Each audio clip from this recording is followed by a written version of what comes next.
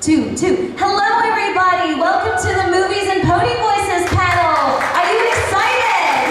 Thank you so much to Lucky and Grace for spending time over getting IP set up. All right. So this panel was taken from The Lost Narrator and Magpie Pony from America, but now we've brought down this panel to Australia. Who's excited? All right, we'll start by introducing our panelists. Okay, right here on the far left, we have the chaos himself. He goes by Discord. That's right. All right, right next to him. All right, we'll go over here. All right, you might know her as doing some fan voice acting, some fan content around. The latest one is the newest Pinky Tales. Rainbow Dash and the... It's rain... I don't know.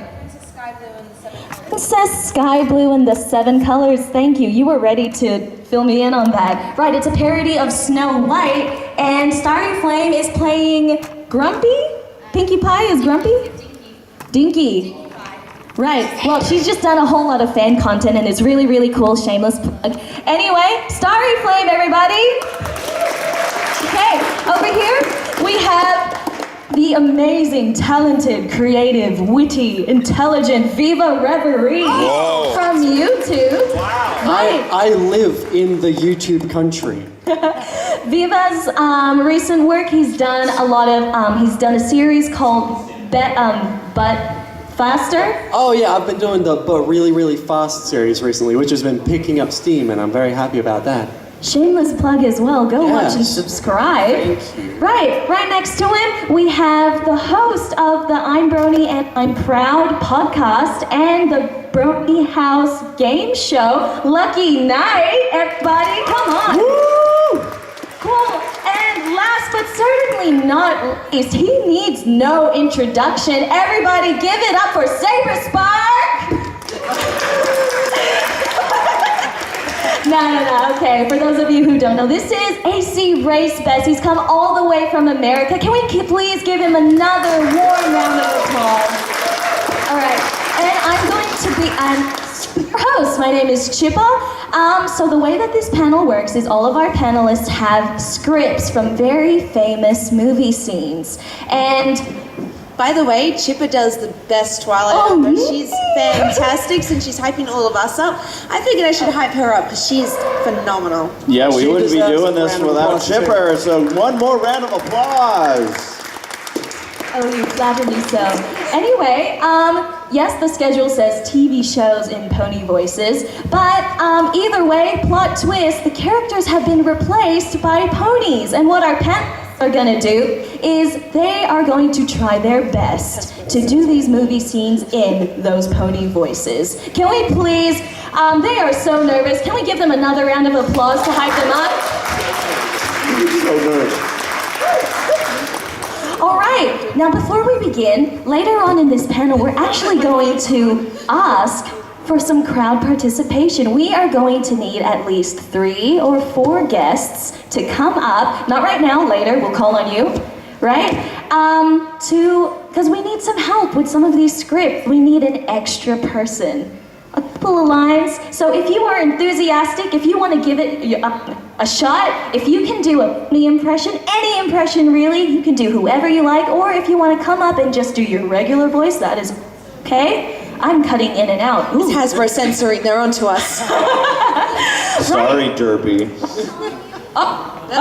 We'll call on you. We'll need a guest. Out of the, we're to need one person who can do a Pinkie Pie. Does anybody here love Pinkie Pie? That one right Yeah. there. Ooh. We're also going to need. Try this one. Hello. We're also going to need somebody who can do Mod Pie. Can anybody do that? Anybody a fan of Raven from Teen Titans? Oh, we got one over there. Oh, yes. All right, we are ready. All right, so to begin, I'm just gonna come up over here. Oh, yeah. Whew. All right, so the first scene that we're doing, we're just gonna head straight into it. All right, we are going to be doing, L-Train.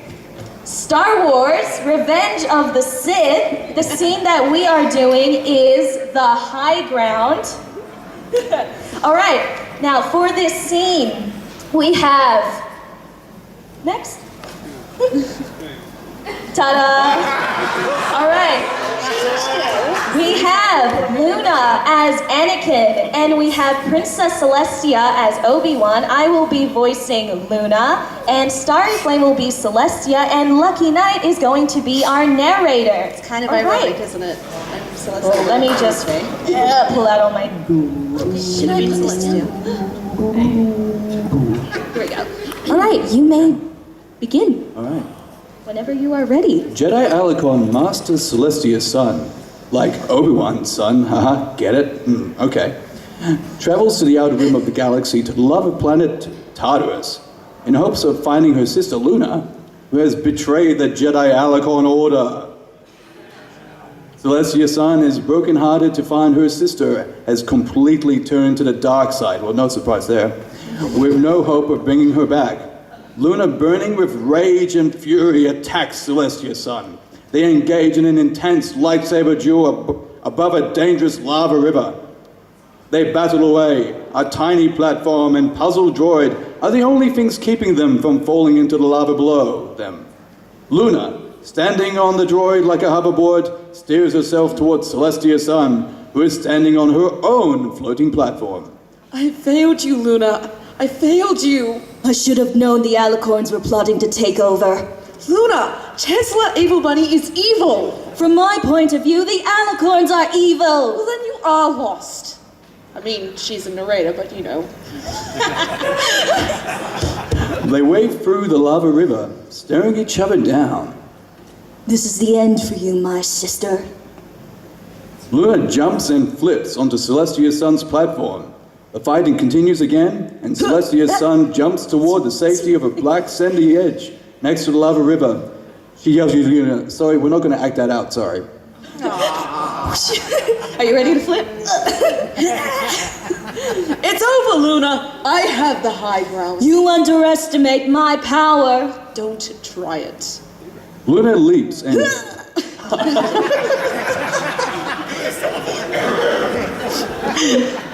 You have wings, sister. Luna leaps and front lifts off the platform, and in one swing, Celestia's son cuts 3 of her little sister's legs in the blink of an eye. Luna tumbles down the embankment and rolls to a stop near the edge of the lava. Luna groans and screams in pain. She uses her one mechanical hoof to drag herself up the embankment. Celestia's son looks at her fallen sister, torn with grief. You were the chosen one. It was said you would destroy the Sith, not join them. Bring balance to the Force, not leave it in darkness. Celestia's son picks up Luna's lightsaber and begins to trot away. Luna continues to groan in pain. Celestia's son stops and looks back, heartbroken. Luna's eyes are bloodshot and have turned into yellow pigment like 2 days at Alicon. I hate you. You were my sister, Luna. I mean, you still are, but I loved you. The lava river blows Platonically. and ignites Luna's clothes on fire. She's wearing clothes? Okay. Suddenly, Luna's entire body bursts into flames and she starts screaming. I'm sorry, I just saw the image on the projector. I didn't see I have become more powerful than ever. Okay. Summer 9000. The lava river flows and ignites Luna's clothes on fire. Oh yeah, that's right. Suddenly, Luna's entire body bursts into flames and she starts screaming. Celestia's son looks in horror as Luna becomes engulfed in flames. Celestia's son can't bear to watch and she turns, trudging back to her ship with the heaviest heart. End scene. All right. The next scene we are doing is Shrek. Ogres have layers. All right. Cool. So, we have Discord as Shrek, and that is going to be voiced by Discord. And we have Pinkie Pie as Donkey, who is going to be voiced by Starry Flame, and Viva Reverie is going to narrate. Hello. All right, begin. So, Lord Trixie is assigned, Shrekonicus and Donkey Pie to be her new champions to save Princess Fiona from a castle guarded by a dragon. They are now walking away from Canduloc. Canduloc, like candle. Through a sunflower field. Shrekonicus is munching on an onion.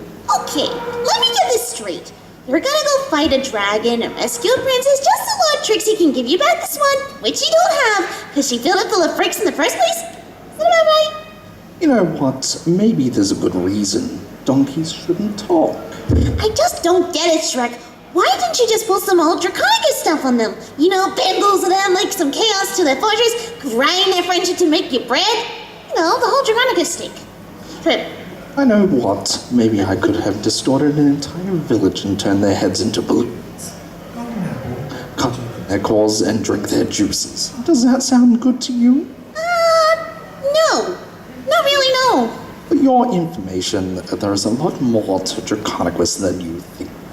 Example? Example, okay, Draconicus are like onions. Shrekonicus holds out his onion. Donkey Pie sniffs the onion. They stick? Yes. No. Oh, they make you cry. No. Oh, you leave them out in the sun, they get all brown, and they start spreading little white hairs. Oh, layers. Onions have layers. Draconicus have layers. Onions have layers. You get it. We both have layers. Shrekonicus throws the onion to the ground, heaves a deep sigh, and then walks off. Oh, you both have layers. Huh. Donkey Pie sniffs the onion again. No, not everybody likes onions. Cake! Everybody loves cake. Cakes have layers. I don't care what everyone likes. Draconicus are not like cakes. You know what everyone likes? Parfaits. Have you ever met a pony and say, hey, let's get some parfaits, and they say, hey, no, I don't like parfaits. These are delicious, I think. No, you dense, irritating, immature beasts of burden. Draconicus are like onions. End of story. Bye-bye. See you later. Donkey Pie is unfazed and watches Shrekonicus walk off. Parfaits might be the most delicious thing on the whole damn planet. Darn planet. Because, you know, it's a swear word. To Americans. You know, I think I preferred you humming. Have a tissue or something? I'm making a mess. Just the word parfait makes me start slobbering. Donkey Pie and Shrekonicus head off. End scene. Oh. Beautiful. All right. Now the next scene we're doing. Oh dear. We lost our screen. We're doing some dumb derp. That is okay. We are doing Harry Potter. We are doing the You're a Wizard Harry scene. Is it up? Oh no. It's okay, the show must go on. Just We imagine. have paper. Those people don't know what paper is. That's what Here comes Faulty to the rescue. Faulty. That is okay. We will keep going. All right. So for Harry Potter, we have Twilight Harry Potter, who is going to be voiced by me. We have Celestia, who is going to be Hagrid, but is going to be voiced by Race. Oh, yeah. I got this down. The ultimate Celestia voice comes in. We have Stephen Magnet, who is going to be Mr. Dursley, or Vernon, and that is going to be voiced by Lucky Knight. We have Diamond Tiara, who is going to be Dudley, who is going to be Viva Reverie. Oh my god. And Discord is going to be our narrator. So hopefully the IT starts up as we're doing this scene. Okay, begin, Discord. The magical world is trying to get into touch with Might Twilight want to speak a Sparkle, little louder, I think. but her horrible cousins won't have it. They're running away to a house on a rock island somewhere outside the sea. The family is sleeping at twilight on the cold dirt floor. Suddenly, there's a banging at the door. Diamond Tiara and Twilight are frightened. They jump up and back away. Her cousin Stephen Magnet arms herself with the cockatrice. The door suddenly breaks open and a giant figure appears. Who's there? Ah! Oh, sorry about that. The giant creature puts the door back up. Stephen Magnet points to the cockatrice at her. Oh. I demand that you leave at once, ma'am. You are breaking and entering. The giant figure comes over, grabs the cockatrice, and tilts it upwards. Oh, dry up, Magnet, you great prune. The cockatrice stares at the ceiling. Celestia spots a trembling diamond. Mind, I haven't seen you since you were a baby, Twilight, but you're a bit more along than I would have expected, particularly around the middle. I'm not Twilight. Twilight appears from behind the wall. Ooh, sorry. I was distracted behind the wall. I am. Oh, well, of course you are. Got something for you. Afraid I may have sat on it at some point. I imagine that it'll taste just the same. Baked it myself. Word to know. I love cake. Celestia hands Twilight a cake box. Thank you? Twilight looks at the cake, which reads, Happy Birthday, Twily. Oh, it's not every day that your young mare turns 11, now is it? I'm not 11. Celestia sits down on the couch, takes out an umbrella and points it at an empty fire. Poof, poof. 2 spikes fly out and the fire starts. Twilight is dumbfounded. Excuse me. Who are you? Celestia, keeper of elements and grounds at Canterlot. Of course you know all about Canterlot. Sorry, no. No? Horseradish, Twilight. Didn't you ever wonder where your mother and father learned it all? Learn what? You're an Alicon, Twilight. I'm a what? An Alicon. May Lawson made it so. And a very good one at that. I'd wager once you train up a little. No. I think you made a mistake. I can't be an alicorn. I mean, I'm just Twilight. Just Twilight. Well, just Twilight. Did you ever make anything happen? Anything you couldn't explain when you were angry or scared?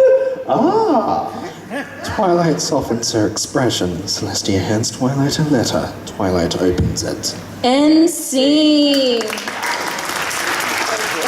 Beautiful. All right. Next, we have The Lord of the Rings. We are doing the Gollum and Smeagol scene from the Twin Towers. All right, so we have Pinkie Pie, who's going to be Smeagol, and that is going to be voiced by Starry Flame.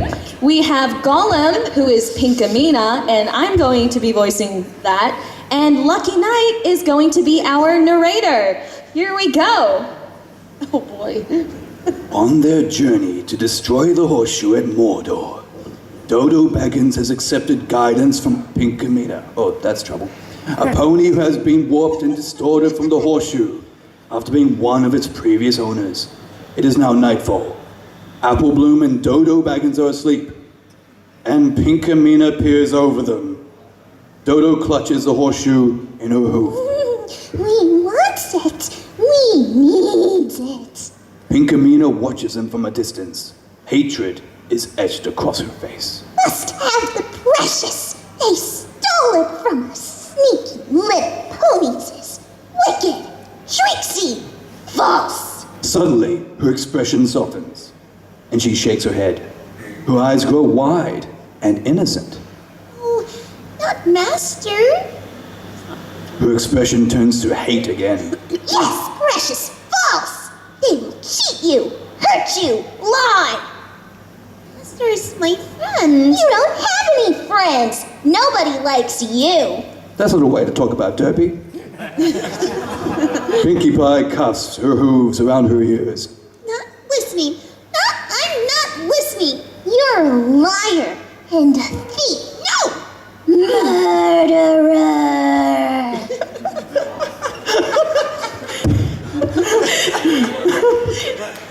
Pinkie Pie saddens and sniffles. Go away! Go away! Pinkamena laughs at the very notion. Pinkie Pie nurses her temple in deep stress and begins to cry. I hate you! I hate you! Where would you be without me?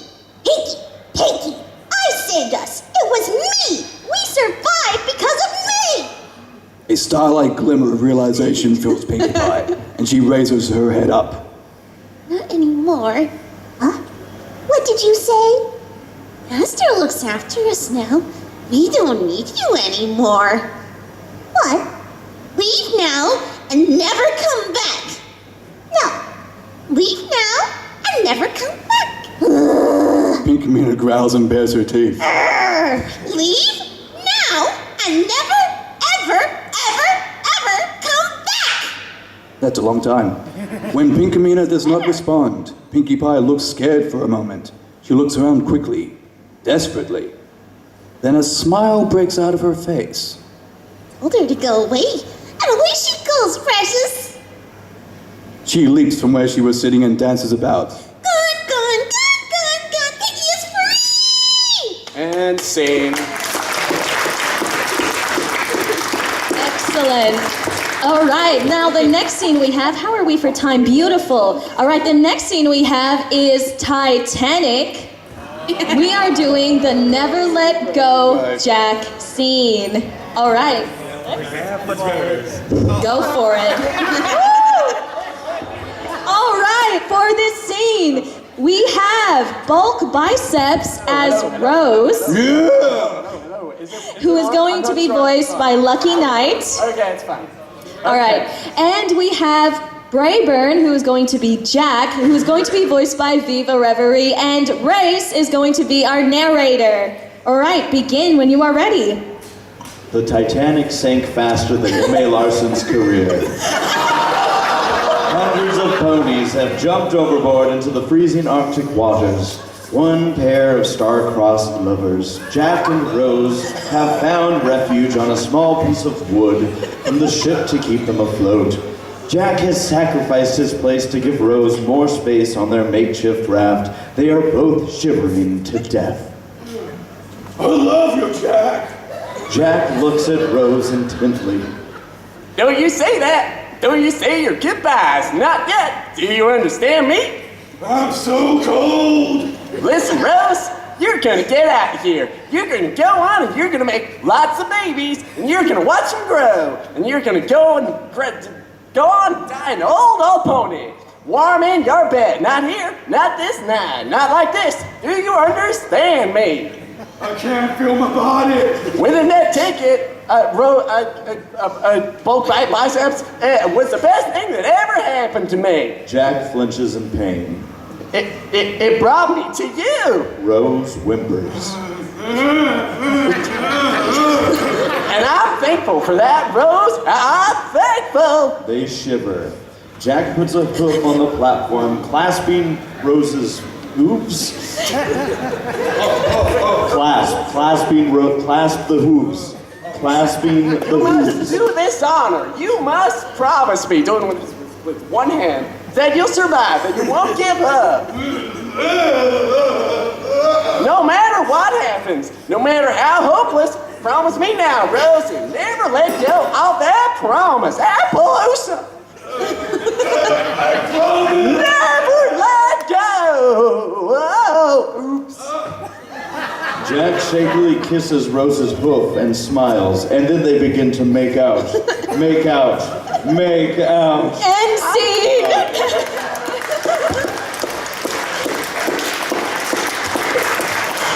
For the record, Oh, that right. was fun in rehearsal, and I hadn't seen that. That was really good. Okay, now for this next scene, we are going to need 2 guests. Okay, we are going to need somebody who can do a Pinkie Pie voice, and we are going to need just anybody who wants to come up enthusiastically. Right, anybody? For Pinkie Pie, we'll do Pinkie Pie first. All right, we have Tinfoil Hat over here. Cool. Do we have a spare? Where's the spare mic? I recommend with that one, just hold it like a little bit back because, you like to shout us, Pinky. Thank you, Viva. No problem. All right. This is for you. Oh, goody. There you go. Ooh, And mystery script. can we please have another person who is willing to come up? Oh, that one at the back? He was first. Oh, at least from what I can see. Give it up for derping aimlessly. Woo!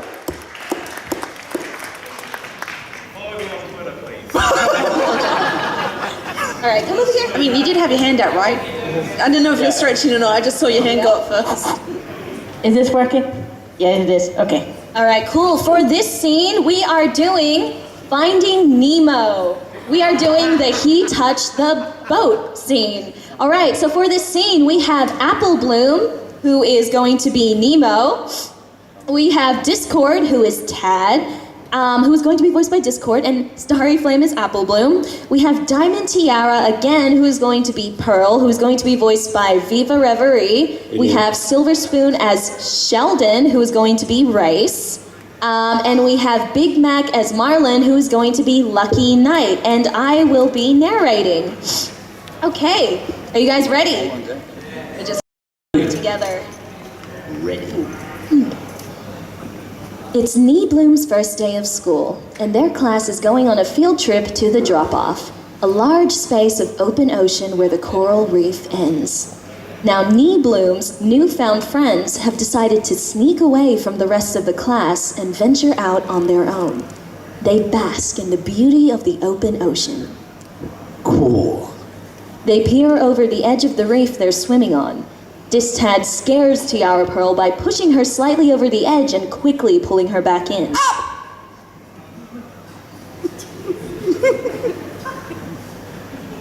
I got scared. Saved your life. Tiara Pearl inks herself. Aw, you guys made me anchor. Shell Spoon and Distad laugh at her, but Nee Bloom spots something out of the corner of her eye. What's that? In the deep blue distance is a mysterious shadow floating near the surface.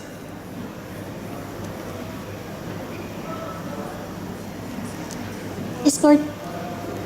I know what that is. Oh, Starlight Glimmer saw one. She said it was called a butt. Whoa. Wow, that's a pretty big butt. Shell Spoon flutters toward the butt over the open ocean. Oh, look at me. I'm gonna touch the butt. She sneezes and is pushed further out in the ocean. Ooh. The other kids laugh at her for being scared. Oh, yeah? Well, let's see you get closer. Okay. Tiara Pearl squelches over, passing Shell Spoon. It has now become a game of who can swim farthest over the open ocean towards the butt. Dig that. Distad swims past her with ease. Come on, Nee Bloom. How far can you go? Oh, my brother said... Sorry. Oh, my brother says it's not safe. Nee Bloom, no! Big Mac? Big Mac leaps out from behind a coral and grabs Nee Bloom from the edge. You're about to swim into open water. No, I wasn't. I wasn't about to go out. It was a good thing I was here. If I hadn't showed up, I don't know.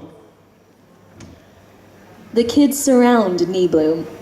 Sir, he wasn't going to go. Yeah, she was too afraid. Oh, I missed the line. Oops. That's okay. My bad. Where are we now? Nemo, no, I wasn't. No, I wasn't. This does not concern you, kids. And you're lucky I don't tell your parents you're out there. You know you can't swim well. I can swim fine, Big Mac, okay? No, it's not okay. You shouldn't be anywhere near there. Here. The rest of Nee Bloom's class hides behind some coral, watching the siblings intensely dispute. Okay, I was right. You know what? You'll start school in a year or two. Big Mac grabs Niebloom's fin and begins to swim out. Niebloom snaps it right back. No, Big Mac, just because you're scared of the ocean. Clearly, you're not ready. And you're not coming back until you are. You think you can do these things, but you just can't, Niebloom. I hate you. Big Mac is startled. There is silence. There's nothing to see. Get it? Oh, hey. Excuse me, is there anything I can do? I am a scientist, sir. Is there any problem? You know, I'm sorry. I didn't mean to interrupt things. She isn't a good swimmer, and I just think it's a little too soon for her to be out here unsupervised. I can assure you, there is no price safe with me. Look, I'm sure she is, but you have a large class, and she can get lost, you know, from the side if you're not looking. Now, I'm not saying you're not looking. The rest of the I really class am. look up and at the corner of their eye, Oh my gosh, Nibloom's swimming out to sea! Niebloom has traveled much farther out into the open ocean. She is now only halfway close towards the butt. Niebloom! Niebloom is now right up next to a large chain that connects all the way up to the shadowy figure above her. What do you think you're doing? You're gonna stack out there and I'll have to get you before another fish does. Niebloom ignores her brother and swims up toward the butt. Get back here, I said! Get back here! Now stop! Niebloom turns, anger written on her face. You take one more move, Missy. Niebloom sticks out her fin. Don't you dare! Don't you dare now! If you put one fin on that boat, are you listening to me? Don't touch the boat. Niebloom! Niebloom slaps the boat out of spite. The rest of the kids are in shock. He touched the butt. And sing. Thank you to our guests. Can we give another round of applause? You guys can keep the scripts if you want to. Yeah, go for it. Little souvenir. All right, now the next scene. How are we for time? We have 1, 2, 3, 4 scripts left. Do you reckon we can do that? 4? We got this. All right, here we go. The next scene is from The Princess Bride. Who has seen The Princess Bride? Oh yeah, a couple of you guys. It's a cult classic. It's pretty anyway. We are doing the As You Wish scene, the reveal. Who here are Rary Jack shippers? Oh. We got 1, we got 2, we got 3, 4. Applejack. 5, 6, There will be after this 7. scene. This one is dedicated to you. All right, so for this scene, we have Princess Buttercup, who's going to be Rarity, who I am going to voice. And we have Applejack, who is the Mayor in Black, or Wesley, as we soon find out, who is going to be Starry Flame. And Race is going to be the narrator. All right.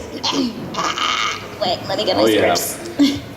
Princess Rarity has been kidnapped, but she has just been rescued by a scoundrel in a mysterious black mask.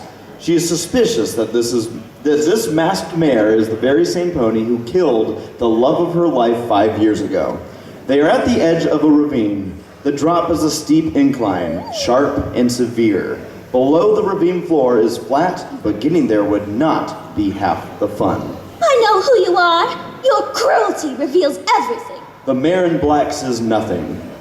You're the dread pirate Celano. Admit it. The mare in black bows mockingly. With pride, what can I do you for? You can die slowly, cut into 1,000 pieces. Tisk, tisk, tisk. Highly complimentary, Your Highness. Why lose your venom on me? You killed my love. That was after Rarity leered at the mare in black. It's possible. I slay a lot of ponies. The mare in black starts pacing around Rarity. Who was this love of yours? Another prince like this one? Ugly, rich, scrappy? No, a farm pony. Poor and perfect, with eyes like the sea after a storm. She trails off, and probably, if she did not hate Solano so much, there would be tears. The mare in black takes a seat in the fallen tree near Rarity. On the high seas, your ship attacked, and the dread pirate Celano never takes prisoners. I I can't afford to make exceptions. I mean, once word leaks out that a party's gone soft, people will probably, I'm not judgmental, begin to disobey you, and then it's nothing but work, work, work all the time. You mock my pain. Life is pain, Highness. Anyone who says differently is selling something. She turns away, and the mare in black gets up from the tree. I remember this farm pony of yours, I think. This would be, 5 years ago? Rarity is silent. Does it bother you to hear? Nothing you can say will upset me. That pony died well. That should please you. No bribe attempts, no blubbery. They simply said, please, please, I need to live. It was the police that caught my memory. I meant to say please, but I went, please, please, I need to live. Please don't kill me. Please don't kill me. That caught my memory. I asked him what was so important. True love, they said. Rarity looks up at the mare in black. The mare is looking straight back at her. They continue. And then they spoke of a little of a filly, not a little fella, that would be weird. A filly of surpassing beauty and faithfulness. I can only assume that meant you. You should bless me for destroying them before they found out what you really are. She is clearly displeased. She stands up and challenges the mare. And what am I? Faithfulness, they talked of, madam. Your what have you done? Enduring. I don't know why she's written it this way, but enduring faithfulness. Now, truly. You got the word, right? Now, tell me truly. When you found out they were gone, did you get engaged to your prince that same hour, or did you wait a whole week? Out of respect for the dead. You mocked me once, never do it again. I died that day. The mare in black is about to reply, but then something catches their attention. The king's guard can be seen on the horizon. They're coming after them. You can die too, for all I care. While the mare in black's attention is on the horizon, Rarity pushes the mare with all the strength she has down the ravine. Oof. The mare in black rolls down the ravine edge. Down, down, down, rolling, spinning goes the mare in black. But as the mare clumsily rolls down the steep hill, the mare yells 3 evocative words to her, their voice drifting on the wind. As you wish! Realization hits the princess and her eyes light up. The mare she just pushed over the ravine was the love of her life, whom she lost 5 years ago. Oh, my sweet Applejack, what have I done? And without a second thought or consideration of the dangers, she dives into the ravine after them, spinning, twisting, rolling, cartwheeling down the hill as clumsily as her beloved is. And scene. All right, now the next scene we have is from Into the Spider-Verse. We are doing the Hey scene when Miles gets his powers, and Miles is going to be Twilight, who is going to be voiced by me, and Gwen, or Gwanda, is going to be Derpy, who is going to be Starry Flame. And for this scene, we are going to need another guest. Now there's a lot, okay, that one, right over there. Cool, come on down. Oh, she's been ready for a while. Oh yeah, cool. And your name is? Ooh, Bliss? Bliss. Oh, is it Bliss? Guys, she was at karaoke last night. She was amazing. She really was. Can we give another round of applause for Bliss? Cool. I have stole my song. right here. Here you go. You are going to be playing the guard. All right, and we have Lucky Knight, who is Sunburst, who is going to be the teacher, and Viva Reverie is going to be narrating. Okay. Let's go. Violet Sparkle is a gifted unicorn student from Hooflin, New York City. She was the pony who was friends with everybody. Every pony. Until she had to move to her new school, Crystal Prep. As if things couldn't get any worse, she was bitten by a radioactive spider, granting her the same powers as Spider-Man. The next morning, Twilight gets up and puts her pants on. They are too short. Well, that's weird. My pants shrank. Wait, why am I wearing pants? Twilight looks up, surprised by the sound of her own Spider-Man voiceover. I think I hit puberty. Twilight remembers her roommate is right there, but her roommate seems unfazed. Twilight cringes to herself for saying it out loud. Later at Crystal Prep, Twilight trots down the halls, awkwardly trying to fix her pants. I gotta get new pants. Well, I don't know why I'm wearing them in the first place, but wait, why is the voice in my head so loud? Her strut is interrupted when she bumps into the new mayor from physics class. Ooh, are you okay? Huh? What? Why am I so sweaty? She says to herself. Why are you so sweaty? Oh, it's a puberty thing. I don't know why I said that. I'm not going through puberty. I did, but I'm done. I'm a mayor. So, you're like new here, right? We got that in common. Yeah, it's one thing. Cool. Cool. Yeah, I'm Twilight. I'm Muffins. Wait, your name is Muffins? Yes, it's Merlation. I'm South Merlation. No accent though, because I was raised here. Yeah. Muffins continues to ramble on, but her voice fades away. Twilight begins to coach to herself Don't show her internally. touch now, before she trots away. In slow motion, Twilight's hoof heads towards Duruffin's shoulder. Why is this so scary?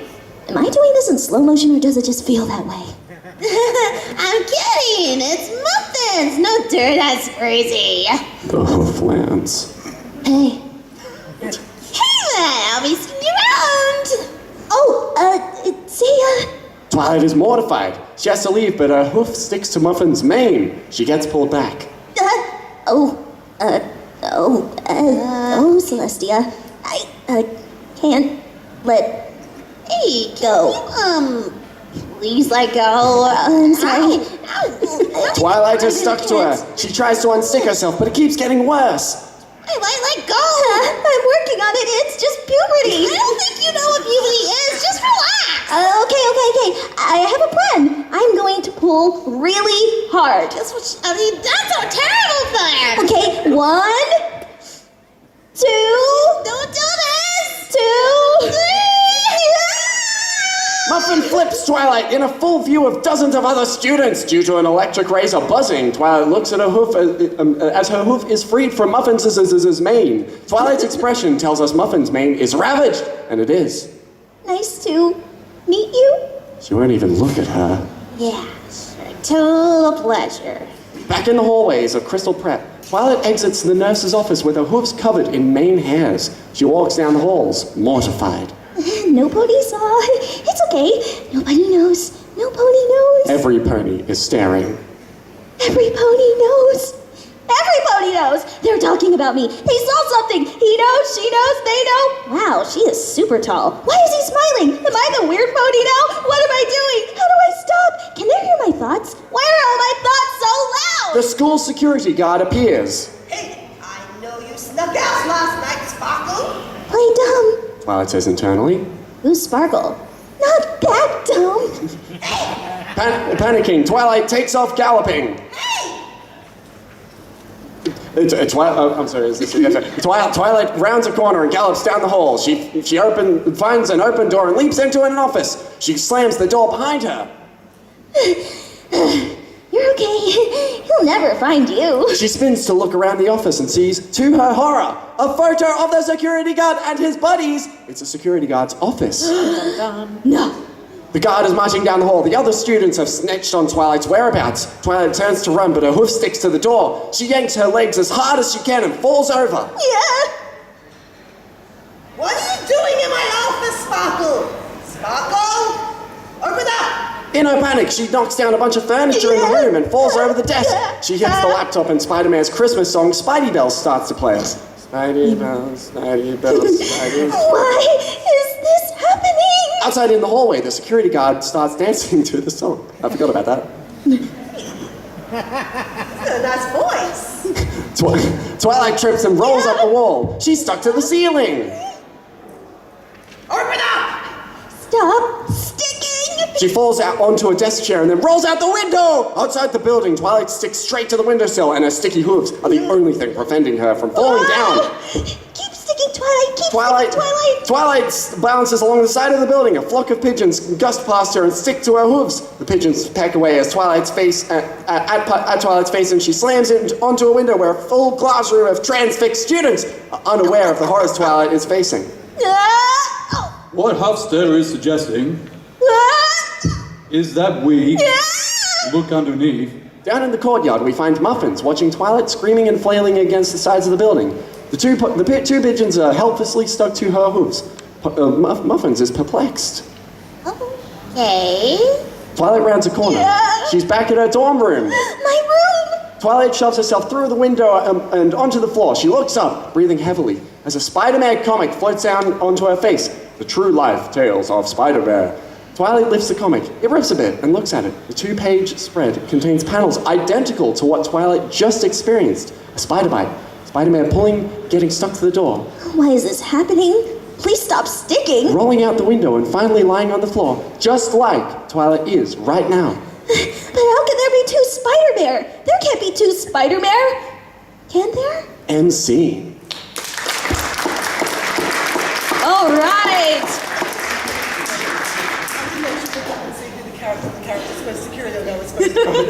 You did Oh, it great. is okay. Give up the siren, please. All right. Sorry. Anybody? No character specific. That's okay. Anyway, can we give it up for Bliss, everyone?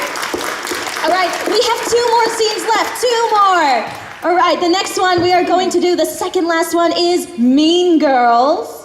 We are going to be doing the 4-way call. Now, Katie is going to be Spike, but would you like to change characters for that, or are you happy doing Spike, Race? Oh, bring it on. Bring it on. All right, here we go. So, Race is going to be Katie, and Regina is going to be Big Mac, who's going to be Lucky Knight, and Gretchen is going to be Discord, who's going to be Discord, and Karen is going to be Featherbang, who is going to be played by Viva Reverie, and Starry Flame is narrating.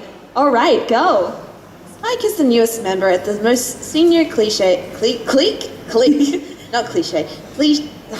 her high school, the Plastics. Little did the Plastics know that he is joined to them ultimately to break them up and get them to turn on each other. Sorry, I'm not a narrator. He dials up the alpha of the group, Regina Mac, and manipulates him into spilling any hot tea he has against his fellow Plastics, Gretchcord and Featherbang. Gretchcord thinks you're mad at him because he's running for Spring Fling Queen. Regina Mac stuffs his fake with a chocolate donut. Oh, my Celestia, I'm not mad at him. I'm worried about him. I think some pony nominated him as a joke or something. And when nobody votes for him, he's gonna have a total meltdown. And who's gonna have to take care of him? Me. So you don't think anyone will vote for him? Spike, he's not pretty. I mean, that sounds bad, but whatever. Matter of fact, the Spring Fling Queen is always pretty, just like me. And the crazy thing is that it should be Featherbang, but people forget about him because he's such a horse. Regina Mac takes another bite out of his donut. Spike winces. Anyway, I gotta go. I'm going to bed. Regina Mac hangs up the phone. Spike slides down his bed, and it turns out Gretchcord has been on the phone with him this entire time. Well, he's not mad at you. Gretchcord looks anxious. Hold on. Are you okay? Shh. Gretchcord dials a new number into his phone while Spike stays on the line. It's Featherbang. He's checking himself out in the mirror when he hears the phone ring. Hello? If someone said something bad about you, you'd want to tell me, right? No? What if it was someone you thought was your friend? What are you... Featherbang's phone beeps. Hold on, other line. Oh, while Featherbang switches, Gretchcord continues to converse with Spike. I'm not taking this anymore. Good for you, Gretch. The new number on the phone is Regina Mac yet again. Hello? Let's go out. Okay, hold on. I'm on the other line with Gretchcord. Don't invite Gretchko as she's driving me nuts. Hold on. Okay, hurry up. Featherbang pushes a button. Beep. It's Regine Mac. He wants to hang out with me tonight, but he told me not to tell you. Do not hang out with him. Why? You don't want to tell me. To tell you. You can tell me. Hold on. Featherbang presses a few more buttons. Oh, my Celestia, he's so annoying. Wait, where am I? Who is? Who's this? Obvious. Gretchcord. Right, hold on. Featherbang pushes another button. Oh, my Celestia, he's so annoying. Oh no, just can't get rid of him. Featherbang complies and switches lines again. Okay, what is it? Regine Mac says everyone hates you because you're such a horse. She said that?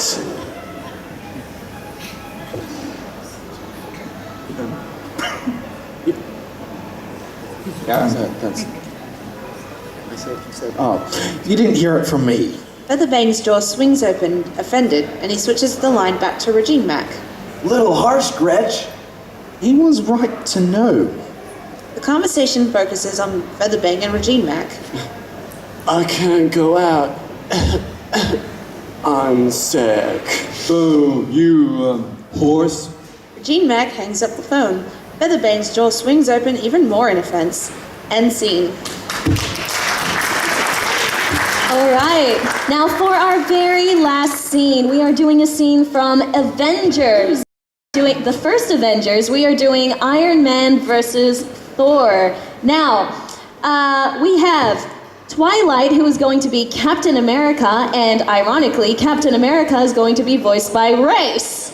And now we have Soren, who's going to be Iron Man. Originally, we did have Rainbow Dash as Iron Man, but unfortunately, our Rainbow Dash VA couldn't make it to Alicon. She's here in spirit, though. That is going to be voiced by Lucky Knight.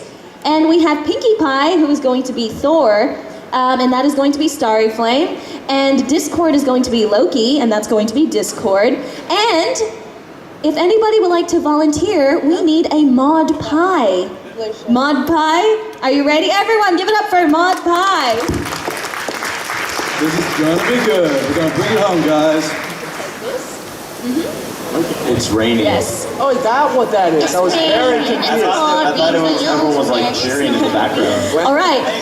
And Viva Reverie is going to be narrating. Cool, we have Rain. Wow, okay, time to get our volume up. Loki and Pinkie Thor are on top of a mountain. Instead of arresting her brother on the spot, Pinkie Thor seeks to reason with her lost brother. And, like most siblings do, they break out into an argument. I've seen worlds you've never known about. I have grown, Lunar Sun, in my exile.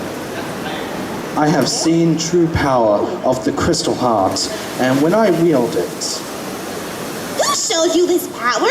Who controls the would-be king? I am king. Not here! Pinkie Thor grabs Loki's sleeves. You give up the crystal heart. You give up this poisonous dream. You come home. Loki is struck by his sister's sentiment, but then he puts on another devilish smile. That rain, wow. He puts on another devilish smile. I don't have it. Pinkie Thor releases Loki in frustration. She sticks out her hoof and Mjolnir flies back to her grasp. She looks like she's about to whack her brother out of anger, but Loki knows she won't. You need the heart. Bring me home. I've sent it off. I don't know where. Pinkie Thor points the hammer at Loki in a foreboding way. You listen well, brother. Pinkie Thor is knocked off the mountain by Iron Man, who tackles her mid-flight. I'm listening. Pinkie Thor and Iron Man crash into the forest. Pinkie Thor rolls herself up. Iron Man stands at a distance. His helmet opens up. Do not touch me again. Dude, don't take my stuff. Also, why am I Iron Man? I'm a stallion. I have no idea what you're dealing with. Soren takes a quick look around. Riversphere in the park?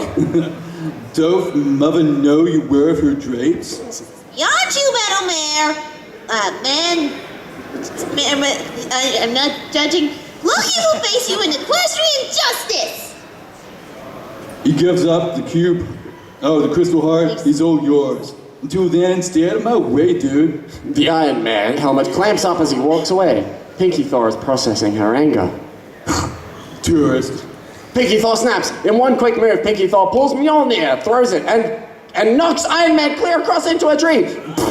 Back inside the suit, Soren is offended. Okay.